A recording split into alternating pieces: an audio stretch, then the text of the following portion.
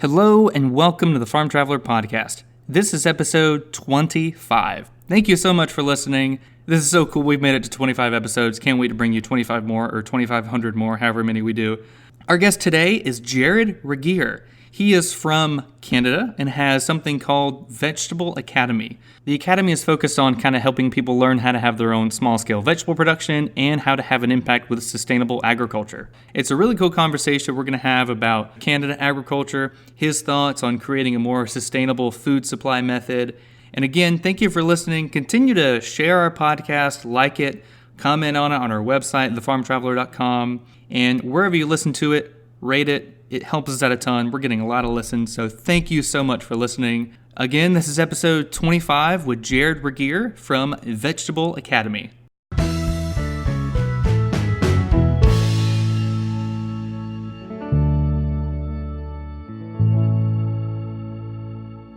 All right, well, welcome to the Farm Traveler Podcast. Jared Regier with Vegetable Academy in Canada. How are you doing today, sir? I'm great. It's wonderful to be here.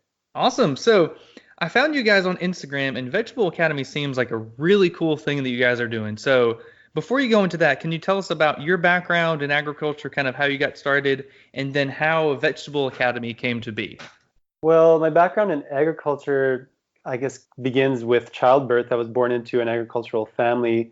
My family wasn't the immediate farm family. My parents had been the ones that grew up on farms, and so I was kind of one generation separated from farm life. My background is really more in education. I was educated as a teacher and began a career that way, taught for a decade in a high school here.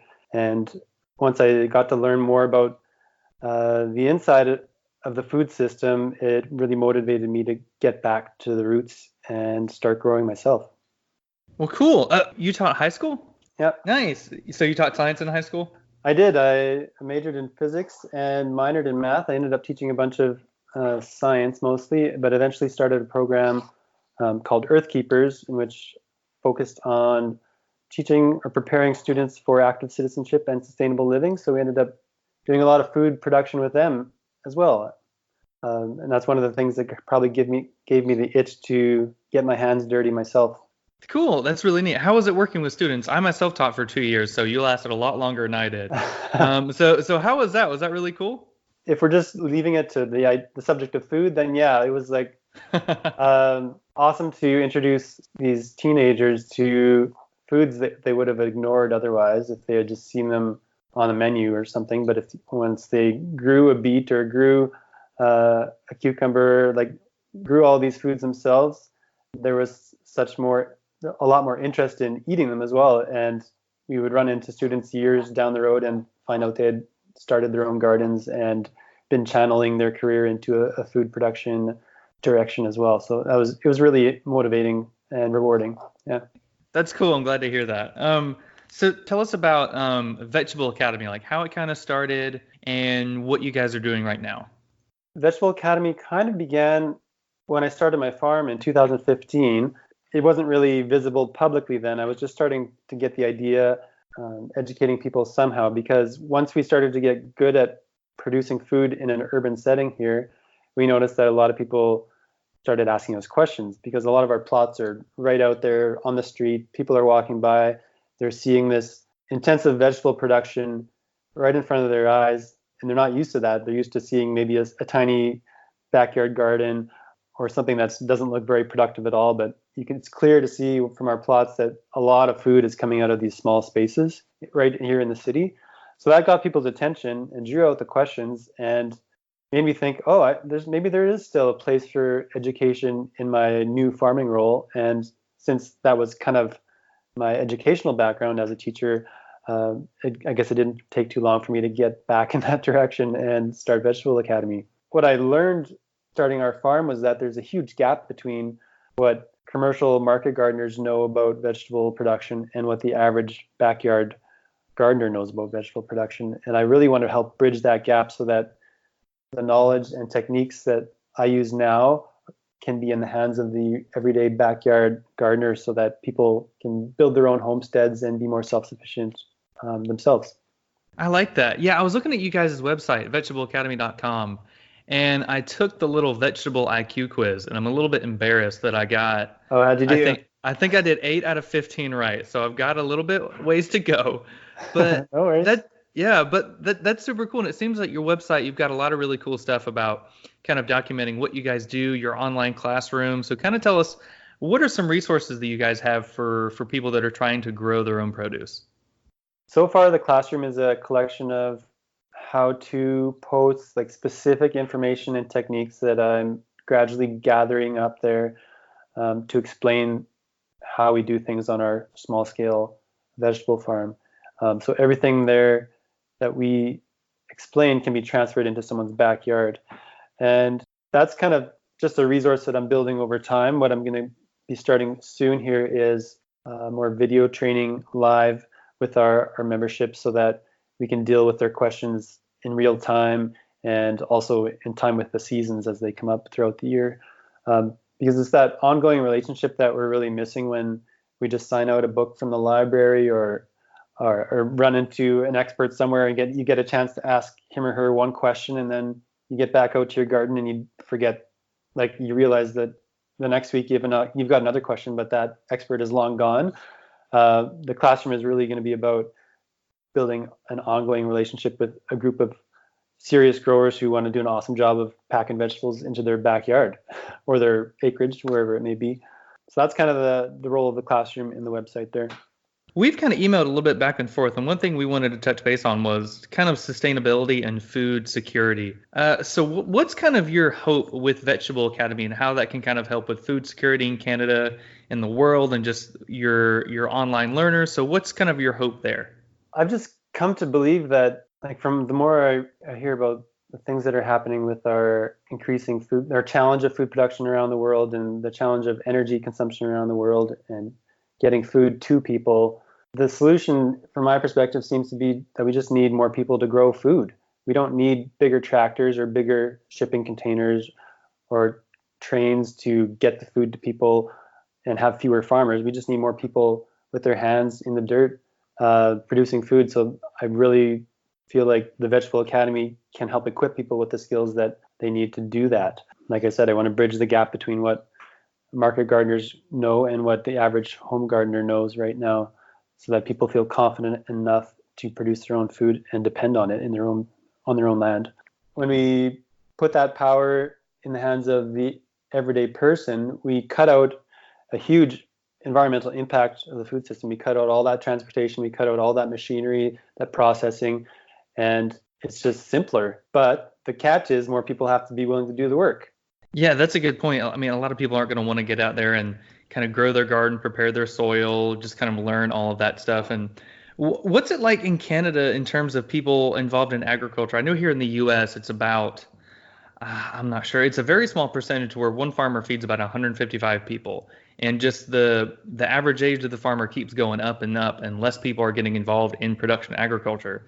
And so I totally agree with you that we got to focus more on food security and having more and more people involved in agriculture. So what does that look like in Canada? Are you seeing like a rise in people kind of interested in going into agriculture, or hopefully kind of an interest in growing their own produce?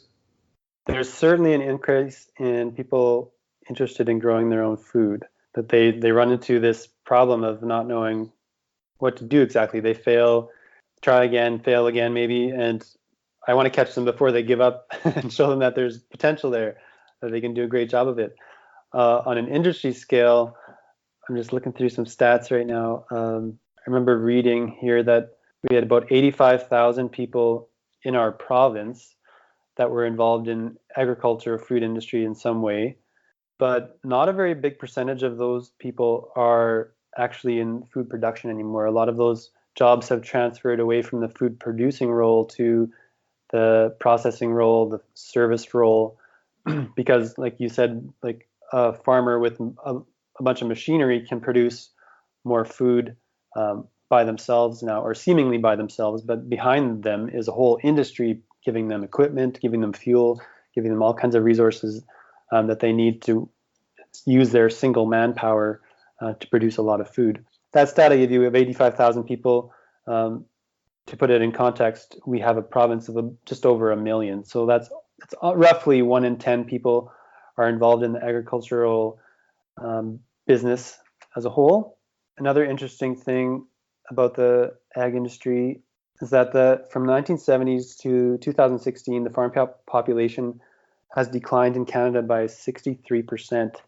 I don't know if that's something that's reflected also in the United States, but it's an indication here that, one, our farmers are getting older and retiring and moving out of the business because they're not passing on their farm to their children. Children have moved on to other careers in different fields. And two, farms are getting bigger. When those farmers do retire and sell their land, it's bought up by farms that already exist, and they're just amalgamating land and becoming these huge monster farms that have more buying power and control of land in our province. Gotcha. Yeah, we've kind of had that here a little bit, where people or huge ag families, their kids aren't necessarily going to take over the family operation, so they just eventually wind up selling it or it goes under. We're seeing a lot of farms, especially dairy farms around here in the U.S., kind of go under because the price of milk keeps dropping. There are alternative forms of milk. So I'm sure it kind of reflects Canadian agriculture, that's for sure. Here's a random question. With Vegetable Academy, have you had any aha moments with your students to where it kind of clicks and they're like, you know what, this makes sense. I can see why this is so important with food security, food sustainability. What are some aha moments that you've kind of seen with Vegetable Academy? I would say it's a little bit too early to speak much on behalf of the students because, like I said, we're just getting set up here. I'm collecting a lot of resources and building resources in the classroom and haven't started our live training sessions yet. And I think when that begins, we're really going to start to get more feedback from people instantaneously. But I can share that, like, people comment on the information I share and say things like, "Oh, thank you for sharing such specific, detailed information." It's the details that are missing in so many of the resources. Like if you look in a book for vegetable growing information, you're going to find something that's very general to the point. Probably not going to be specific to your growing zone. It's just like a collection of general information.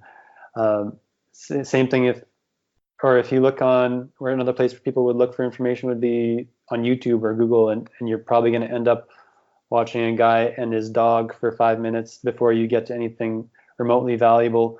And so there's that frustration that people have of having to sift through all this other content that's out there. So the consistent thing that I'm hearing from people through Vegetable Academy is that they just appreciate the specific details that I'm sharing. I can relate to that because that was what I hungered for when I was getting started. I just needed the specific details. I wanted to know how many, like what my crop spacing should be for this crop, what my yield, what yield I could expect for this crop, how many days I could expect it to be in the ground, all those specific things that are just really hard to find written down somewhere. Aha moments for myself would be, I guess, that people need this. I kind of built this Vegetable Academy because I wanted it. I felt like this is where I wanted to be when I was starting our urban farm and starting our urban homestead, and I built it for the way I would want it. But it's been so encouraging for me to see people join the community and say, this is just what I was looking for. Thank you for developing this. Can't wait to see more, like that kind of stuff, just to get that feedback. It's been an aha moment for me just to get that feedback and think, okay, we're gonna roll with this. We're gonna keep building it, and there are people that are gonna be in our corner. So I'm excited by that. Yeah, I can imagine. That's good. I'm glad to hear that. I'm sure that those aha moments for you can kind of validate that you're not the only one, that a lot of people are trying to do this, and that exactly. Yeah. So that's, we're just not connected. We need a place to connect. So this is it. Yeah, exactly. There you go. And I'm sure, because anytime I try to research something for my garden or just anything about agriculture, there's just so much information out there, and a lot of it's just random noise. So it's good that you're putting legitimate information out there that people can go to, and they have a resource. So anytime they have a question on their backyard garden, they can just go check out Vegetable Academy and get some really good resources there. So that's awesome. I'm glad to hear that. So, and you touched base something a little bit earlier about kind of food security and food sustainability. When people are able to grow it in their backyards, they can save with transportation costs. And that's something that a whole lot of people don't really remember when it comes to food. They're just like, oh, it's just grown and it magically appears in a grocery store. They don't understand that, like, for example, here in Florida, we grow strawberries in Central Florida. And so they'll send it up north to Oregon, New York, Michigan, wherever that doesn't really have a lot of strawberries in the wintertime. So it's a really good point that you brought up. It saves so much in transportation costs when you're able to grow it in your backyard or grow it somewhere closer. There's a book called 11, which I would recommend reading if you're really keen on energy inputs and the possibility of feeding 11 billion people in the world. And in there, the author, Paul Hanley, talks for a while about the amount of energy that it takes of fossil fuels to go into crop production compared to the amount of energy that we get out. It's about a 10-to-1 ratio. Like we're spending 10 calories of fossil fuel energy to get 1 calorie of food energy out now in the industrial food system. And if you considered spending money that way, like no one would be that stupid to do it, but yet we continue to do it on a grand scale now as a dangerous experiment with our energy resource. So I love that having food in our backyard can skip all that and possibly work on building a more sustainable way of living on this planet. If somebody had like a little apartment and all they had was a porch, but they wanted to grow their own produce and have some sort of impact in their food security, what's something that they could do to where they could grow their own produce with a very limited amount of space? With a very limited amount of space, there's not much you can do. I got to be honest. If like maybe let's say you've got a sunny porch, you can have a few trays of microgreens. You can have a container of fresh lettuce. It really depends on your climate too. If you're in a location like Florida and you're growing pretty much year round, then yeah, it's a no-brainer to have a planter out there that's where you're constantly cycling through different vegetables. The things that I would plant would be the regular things that I want to eat that spoil quickly, like greens and fresh fruits. But what I would suggest to people, if they're really serious and they're living in an apartment or just they lack land, is to look for opportunities to borrow land. That's actually the foundation of our farm. I didn't have land or a huge pile of cash when I was starting out, so there was no way I was going to be buying land for our farm. But there are lots of people in this city that have huge backyards that have no interest in using them. So by connecting with those people, we were able to offer a service of filling their backyard with vegetables in exchange for either a share of those vegetables or we would pay for the water. And so we benefit by using the space that we didn't have previously. And the homeowner benefits by having no maintenance costs anymore for his or her backyard. And that was really a win-win situation that has worked out wonderfully for us. So if you're stuck in an apartment building, sure, try some things on your balcony if you like.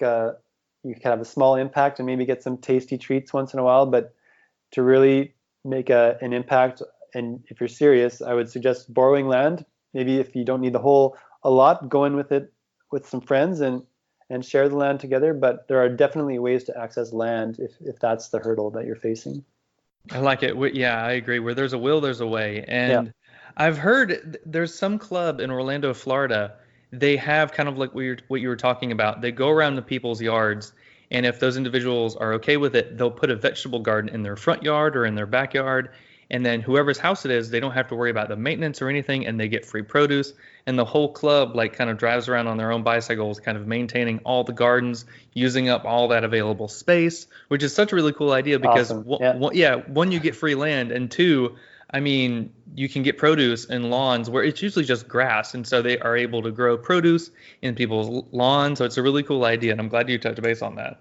You guys work a lot with community gardens. I've seen like a slow resurgence, at least here in Florida, where more and more communities are having vegetable gardens, fruit gardens, where people from all over the community can kind of come in, work the garden, kind of grow the produce, and then kind of more people can slowly get interested in gardening. So have you seen kind of an increase in that in Canada? In our city, I can speak for our city. Yeah, I think it started around 10 years ago. It just seemed to boom. Our city had a limit of community gardens they would support each year. So maybe it was 3 or 4 range, but they had far more applications than that every year. So yeah, there was a huge boom starting about a decade ago, and maybe that's died off a little bit, but now so many parks have a corner tucked away with a community garden where it's probably pretty standard organization. They might have 20 to 50 members. They each have a designated plot that they call their own within that garden, and then work together throughout the season to maintain that space together. There you go. That's really cool. Yeah. I don't know why. So in Florida, we've just passed this law to where it is now legal to grow vegetables in your front yard. I have no idea why it was illegal at some point. Yeah, I'm so confused. But now I think hopefully there could be like a resurgence of people growing vegetables in their front yards, or maybe more communities that kind of have those community groups that grow produce in people's yards. So I have no. Yeah, Have you heard that's anything great. about that in your community where they have a law where you can't grow produce in a yard or in your front yard? Yeah, I've actually been dealing with that a bit in the startup of our business. I've been working with the Saskatoon Food Council, and together we've been talking with the city officials about what's legal and what's not, and looking at the bylaws. And when I started my urban farm, it was illegal for me to grow food in my backyard or front yard, anywhere on my property, and sell it. It wasn't illegal for me to grow food on someone else's property and sell it, which is just an odd difference. You'd think that it would be just the same if it was on my own property or someone else's. But so I think, and it just came up over and over. Like there'd be like these little obstacles within the bylaws that would possibly prevent someone from starting a farm or any kind of commercial food operation in the city. And there wasn't necessarily a huge like motivation for the city to have these bylaws in place. They just hadn't addressed them in decades. There's not funding for someone to keep reviewing the bylaws and keep adjusting them every time there's a new interest. So it takes a lot of, I guess there would have to be a lot of people complaining about the bylaws before they would actually go and look and try to revise them. They're just kind of trapped in time in a sense.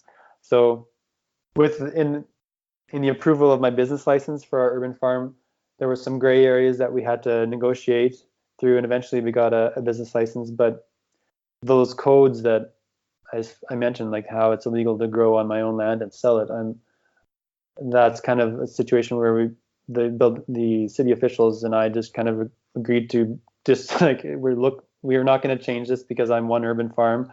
There aren't 100 urban farms dealing with this right now, so maybe in the future that'll come up. But the bylaw still exists, and I would be breaking that occasionally now. That kind of change with policies is quite slow. Yeah, I can imagine. Like my dad always says, the squeaky wheel gets the grease. So Yeah, totally.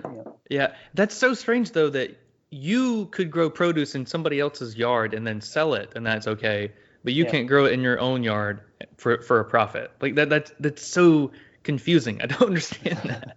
So, what's some things that you guys have been doing to kind of build awareness of Vegetable Academy? What have been some successful things that you guys have done to kind of get word out there? I'm not a huge advertising marketer kind of guy, really. So what I've been doing, and I've recognized that I need just time to build a quality resource there in the classroom too. So I'm not trying to draw a ton of attention to the classroom yet, anyways, because it's still in building phase here. What I've been really doing or limiting myself to is just sharing information openly on Instagram, and a lot of people have responded quite well to that, and we've built a good community there of keen vegetable lovers and growers. So that's really the only thing we've been doing to share Vegetable Academy in the world. I guess there are a few speaking engagements that are happening this year as well too that might help, but I think our biggest audience is certainly with Instagram. There you go, whatever works. The more I reach out to different people for being on the podcast, it seems that everybody has their own niche. Either some people are heavily involved on YouTube on getting their message out there, or Facebook or Instagram. So it seems like everybody's very diverse. So, I mean, whatever works for you, go for it. Well, last question, and I try to ask everybody this question. In terms of farmers in the consumer relationship, I'm talking about like the big produce farmers. How do you see that relationship right now? Like you've kind of touched base that the average farmer and consumer, there's a huge gap between the knowledge there. So how do you see that relationship right now? Distant, yeah. The gap is the problem in a lot of ways, and that's one of the things that our farm really tried to address is to close that gap and build really close relationships with our farm members. We sell our food on a membership basis, so families buy memberships in the winter, and that lets me know how much I need to plan to grow. And I devote a lot of attention to planning because I'm just as committed to our members as they are committed to us, and make sure that they get a steady flow of produce throughout our whole growing season. It's really a two-way relationship, and because of that relationship, we can keep our waste on the farm in the 10% range, whereas the waste in the food industry is, looking at some stats that I found for Canadian food industry, it's more like 40 to 58% of food in Canada is lost or wasted, which is just absurd. Like, it's something our first world countries should not be getting away with.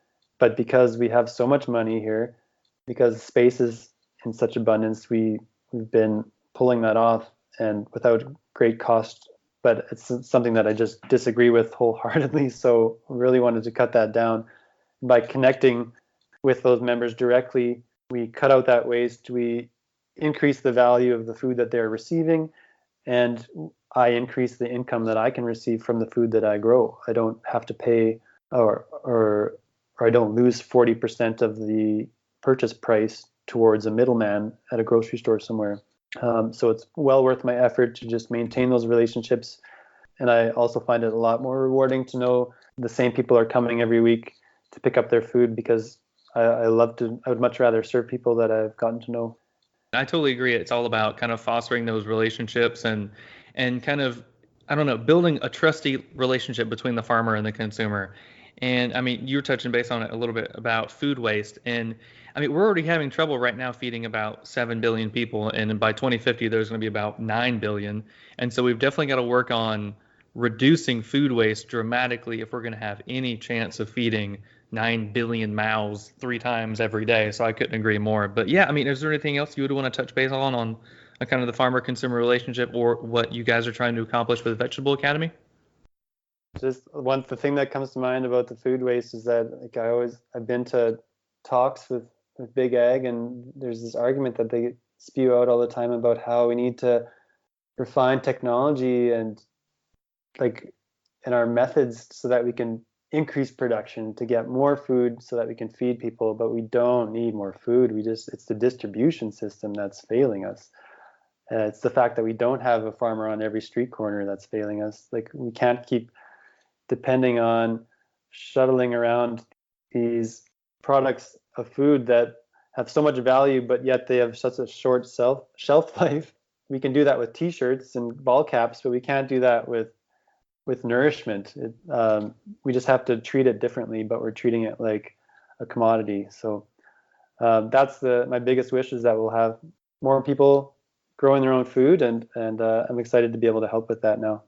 Well, I'm certainly glad that, I mean, there's a voice in Canada now that's kind of getting word out there on how people can have their own impact. So, well, Jared, this has been a cool conversation. If people want to learn more about Vegetable Academy, you guys are, your website's vegetableacademy.com, and where else can they go to follow you, like Instagram? So what are some places they can go to kind of see what you guys are doing?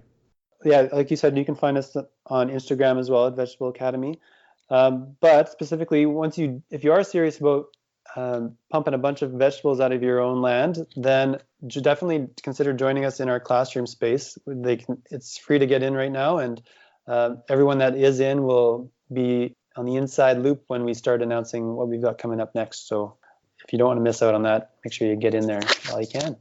Well, Jared, best of luck, man. We think Vegetable Academy is super cool. We'll stay up to date with you, follow all the really cool stuff you're doing, and thanks for being on the podcast. We greatly appreciate it. Same back to you, Trevor. I'm glad you're working hard to bridge this gap in knowledge between people out there and where their food comes from. So thank you. Hey, thank you. I appreciate it. All right. Well, have a good one.